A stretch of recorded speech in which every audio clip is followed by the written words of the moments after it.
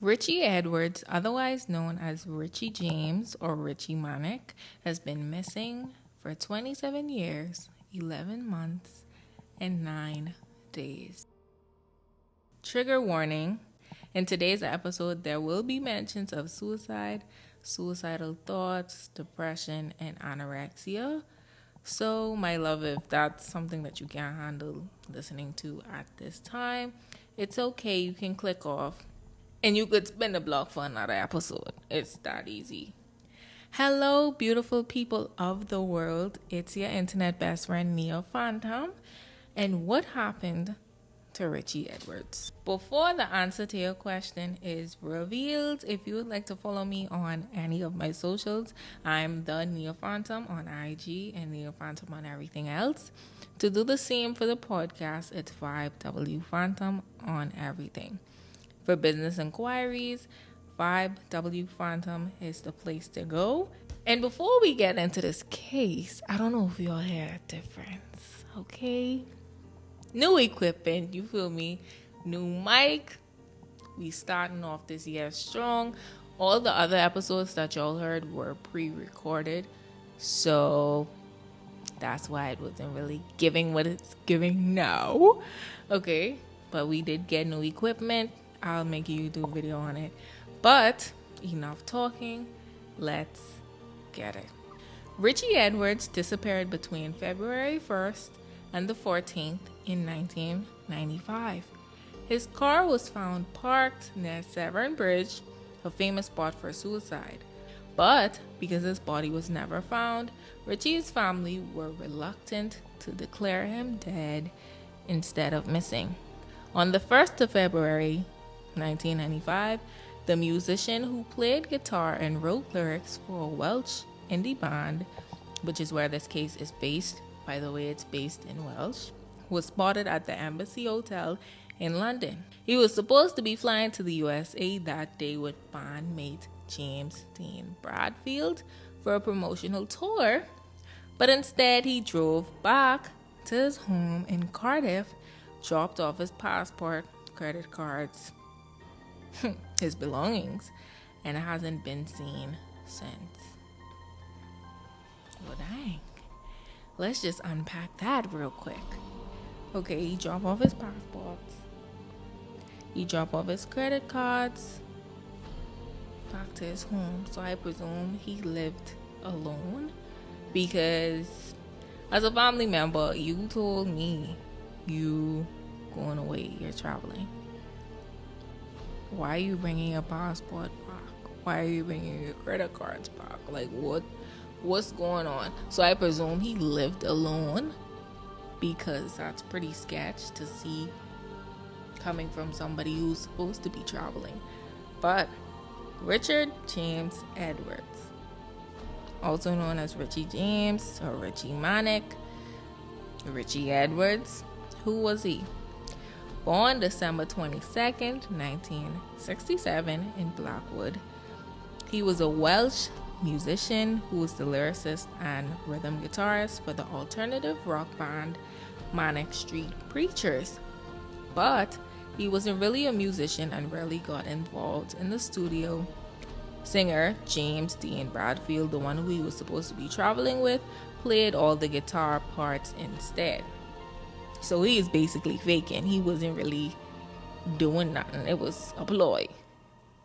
On stage, Richie's amp was frequently turned down. Like I said, he was just there to be looked at, not really listened to, per se. Other members of the group included Nicky Wire, James Dean Bradfield, as mentioned multiple times already, Sean Moore, Miles Woodard, and Jenny Watkins Isnardi. He was known for his dark, politicized, and intellectual songwriting, which, combined with an enigmatic, and eloquent character, assured him cult status. Now, cult status as in a fan base that's damn near a cult, like Cardi's fan base, Nicki's fan base, the Barb's, the Beehive for Beyonce, like that. Like everybody basically loved him within that realm. So that's where they coming from when they refer to occult status. Manic Street Preachers, with their own invented slogan of culture, alienation, boredom, and despair, challenged everything around them. While growing up in Blackwood, a small town in the southern valleys of Wales, the Manics as kids witnessed the minor, as in MINER, strikes.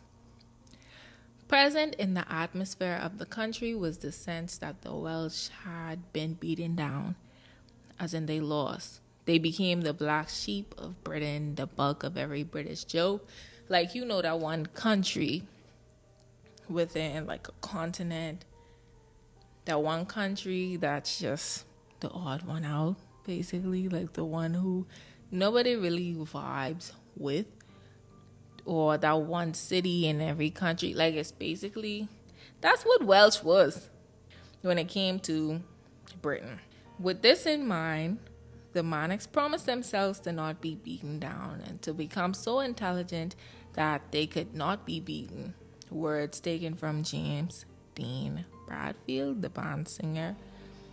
He was letting y'all know that ain't happening on this side. Y'all as a community, y'all as a city, y'all as a country, whatever you want to call it, y'all could be beaten down, but us ain't happening.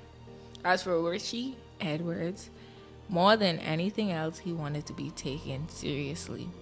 During an interview Steve Lamacq conducted with Edwards, Richie set out to convince Lamacq, as well as those who were watching, that he and the Manics were for real. Okay?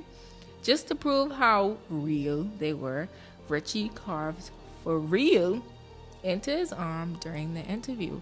If you would like to see the image, it's a horrible sight. If you would like to see the image, it's up on the YouTube video version of this episode. It was a horrible sight to see, like I said, for everyone present at the time. You could imagine you front row to an interview from, let's say, one of your favorite celebrities, or you just there front row for entertainment, and you see this human carving words. It don't even have to be words, but carving into their flesh right in front of you. Like, are you serious? Of course, afterwards he was taken to the hospital, but like, come on. I wouldn't be able to watch me. I used to go on full. I can't really handle gory things, so I would have been up and out of there. Along with his unwavering commitment and need for artistic expression, Richie struggled with severe depression, drank excessively at times, and used Prozac. I don't even know what Prozac is, sweetie. I suppose it's a drug. I didn't research it. I researched everything else, but I didn't really research what exactly Prozac was, because I wanted to get into it with y'all. So this is an antidepressant.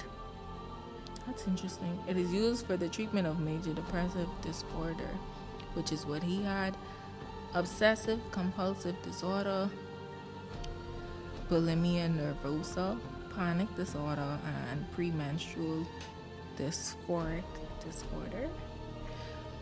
Listen, if y'all trying to get into it, speak with y'all doctor. Don't take these words from me and go run and try pick some up. I'm not sure if it's a prescribed drug. Probably is, but just saying. Heroin, however, like everybody's saying he was a druggie or whatever the case may be, overusing these substances, but heroin wasn't something he would touch, okay?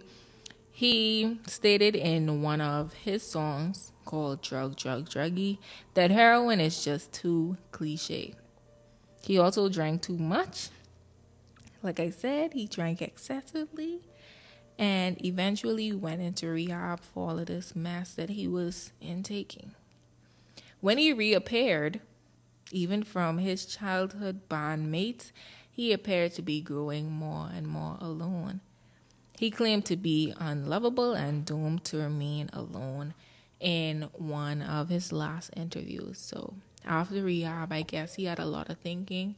Obviously, you have a lot of time on your hands, a lot of free time. I guess he was thinking, like, bro, I'm doomed to be alone. Like that's just my destiny, bro, to be alone, to be by myself. And that's crazy.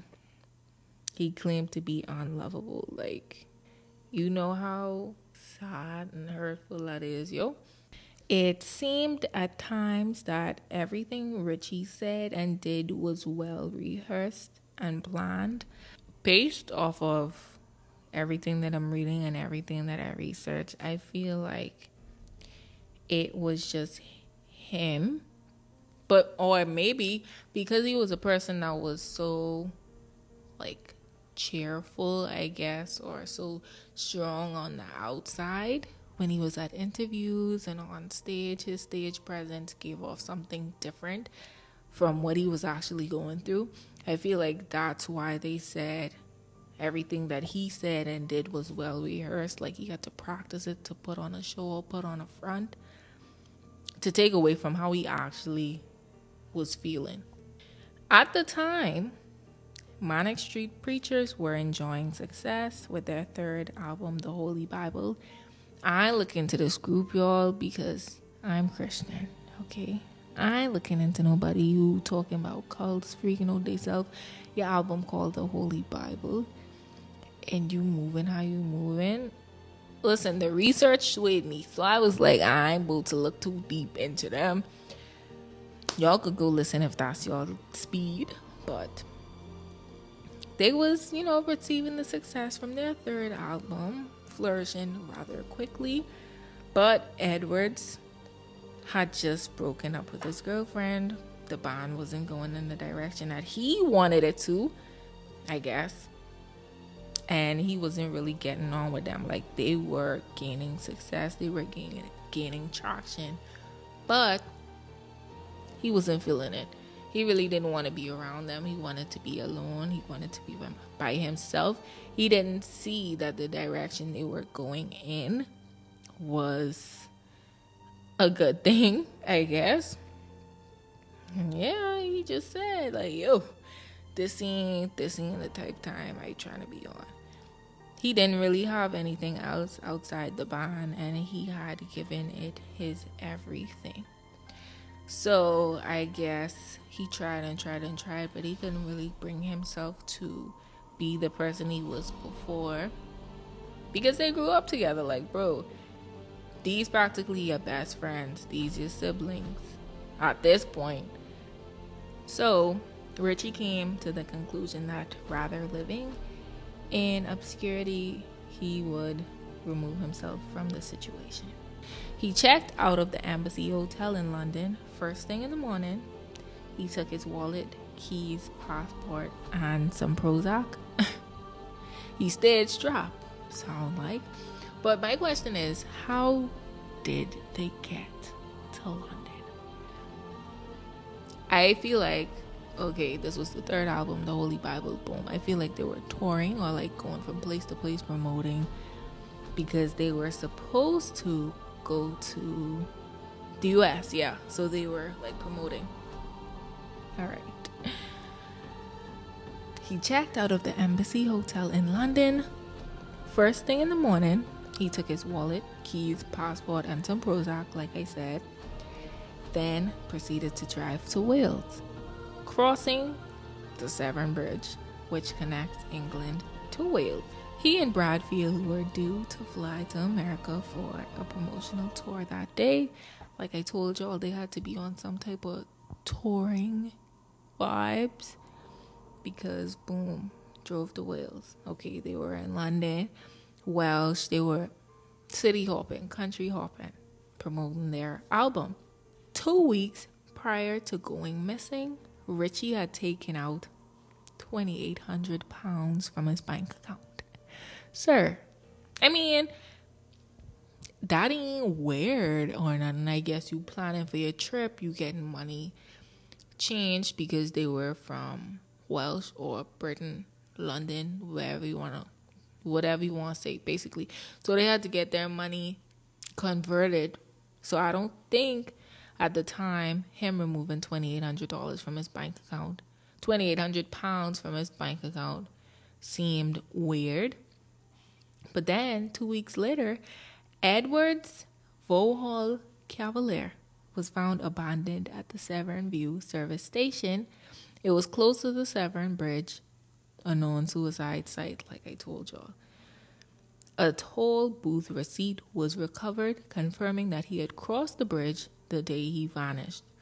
So, let me reread that. 2 weeks later, Edwards' Vauxhall Cavalier was found abandoned at the Severn View service station. So, and far from the Severn Bridge, basically. Service station. They were due to fly to America. I trying to put this case together myself. How I moving? Severn View service station. It was close to the Severn Bridge. Like, I don't feel like he committed suicide. But that's just me. I mean, going from the person that he was, I guess, maybe, that's why they jumped straight to the conclusion of suicide, because he was already depressed. And then you lose your girlfriend. You ain't feeling your friends no more. You already feel alone. So I could see why they felt as though he committed suicide, but the details just weird to me. I'm sorry, I don't know. Given his history of mental health issues and self-harm, particularly the incident in 1991 when he carved the phrase "for real" into his forearm to prove a point to NME journalist Steve Lamacq, it was assumed that Edwards had taken his own life. So before even reading that, trust me, when I do my script and when I research, I don't remember anything until I read it again, because I have so much stuff back to back to be researching, scripting right now. So I practically just be reacting and moving like how y'all would move hearing this for the first time. So yeah, like I said, it was assumed that Edwards had taken his own life, like I just said when I was going on my rant. The Severn Bridge was a notorious suicide spot, but the musician's family claimed he wasn't the type of person to kill himself. Okay. Now, I could respect where they were coming from when they said he ain't the type of person to kill himself, but that's literally about 6 or 7 times out of 10 the family's story. Like, oh, he or she wasn't the type of person to kill themselves or take their own lives. But here we are. Were you checking on this person? Were you speaking to them? Were you making sure that they're okay? Were you making sure that they were not to the point where they would have to off themselves? You get what I'm saying? Like, how do you know? Were you present in their lives? Because he's saying he feel like he don't have nobody. He didn't have nothing to lose. He lost his girlfriend, practically lose his bond. He didn't say nothing about family. They only really come around after his death. They only were really brought up after his death. So where were you when all this was happening? Where were you when he came out of rehab? Like, when he came out of rehab feeling 10 times worse than before. So how would you really know that he wasn't the type of person to commit suicide? Like, so when people say stuff like that, it's like, how do you know if you weren't there, if you weren't by their side helping them every step of the way? You feel me? Now, for the ones who actually were there or whatever and just didn't see the signs, I could see where y'all coming from when y'all say, okay, I don't see them as the type of person to kill themselves, or maybe it actually wasn't a suicide and it was something else. Then I get that. But where were y'all this whole time? I'm sorry. Anyways, following his disappearance in the 90s, Edwards was declared legally dead in November 2008. It was widely presumed that he had taken his own life, but a body was never found, and there was no definitive proof that he died by suicide. There were alleged sightings of Richie throughout the continent of Asia, so perhaps he's still alive. I don't know. The last known photo of him will be inserted in the YouTube version of this episode. If you're watching on YouTube, then you've already seen it. Either way, they saying maybe he's still alive, but literally everybody who died a tragic death or was like major celebrity status and they died in a weird or a tragic way that didn't seem like them maybe, or it doesn't add up, it's always presumed that they're still alive, like Tupac. People swear down that he's still alive, but anyways, yeah. So often people feel fearful or afraid to admit that they are struggling with their mental health, especially our men. Literally. This fear of prejudice and judgment stops individuals from getting the help they need, leading to families being destroyed and lives ending prematurely. I hope you all listen in this part. This the outro. This is my outro. This part of my episode is very important to me because I care a lot about people, care about everyone's mental health, care about the human race, really, and how we move as people. You feel me? How we feel as people. Like, I take that really seriously.